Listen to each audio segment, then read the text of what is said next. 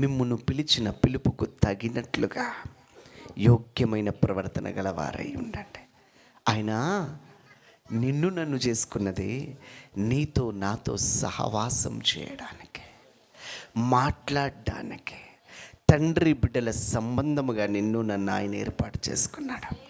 దాసుడు యజమానుడుగా చేసుకోలేదు. దేవుడు భక్తిపరుడుగా నిన్ను నన్ను చేసుకోలేదు. నీ కొరకు నా కొరకు మన జీవితాల కొరకు ఒక ఉద్దేశం ఉన్నది. ఏంటి అనంటే ఇది తండ్రి బిడ్డల బంధం. ఇదే హల్లెలూయా. తండ్రి బిడ్డల సహవాసం ఇది, సంబంధం ఇది. హల్లెలూయా. నీ జీవితంలో ఒక పిలుపు కలిగి ఉన్నావు. ఆ పిలుపుకు తగినట్లుగా నువ్వు బ్రతకాలి. హల్లెలూయా. దేవునికి స్తోత్రం.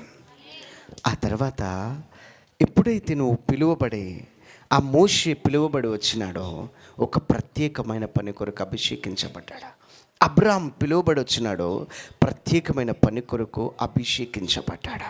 స్నేహితుడైనాడు, ప్రవక్త అయినాడు. మోషే కూడా దేవుని స్నేహితుడైనాడు, ప్రవక్త అయినాడు. సీమోను కూడా ఆ మోషే ఏలియాలను కన్నులారా చూస్తున్నాడు.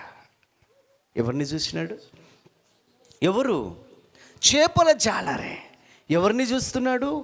మోషేను, ఏలియాను కన్నులారా చూస్తున్నాడు. పిలువబడ్డాడు. సీమోన్, నువ్వు చేపలు పట్టి అలసిపోయినవేమో రాత్రంతా ప్రయాసపడి, కానీ నేను నిన్ను మనుషులు పట్టే జాలరిగా చేస్తా.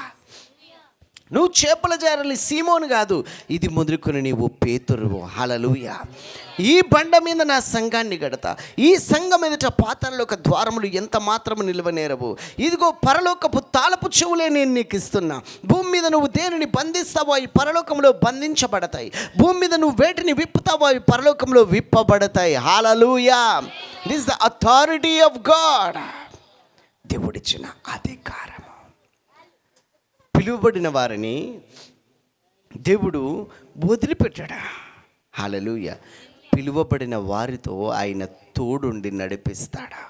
మోషేతో ఉన్నాడు 40 ఏండ్లు మేఘస్తంభమై, అగ్నిస్తంభమై. అబ్రహాముతో ఉన్నాడు. 25 ఏండ్లు పట్టింది వాగ్దానం నెరవేర్చబడడానికి. నిన్ను జనములకు తండ్రిగా చేస్తా, నీకు కుమారుని ఇస్తా. వెంటనే ఇచ్చినాడా? ఈరోజు మాట్లాడి నెక్స్ట్ ఇయర్ ఈ సంవత్సరానికల్లా కుమారుని ఇచ్చినాడా? 25 సంవత్సరాలు పట్టింది. ఎందుకు ఆలస్యమైంది? హల్లెలూయా. ఆయన పరిపూర్ణతలోనికి, ఆయన ప్రత్యక్షతలోనికి, ఆయన స్నేహములోనికి, ఆయన సహవాసమునకు చేరదీసుకున్నాడా?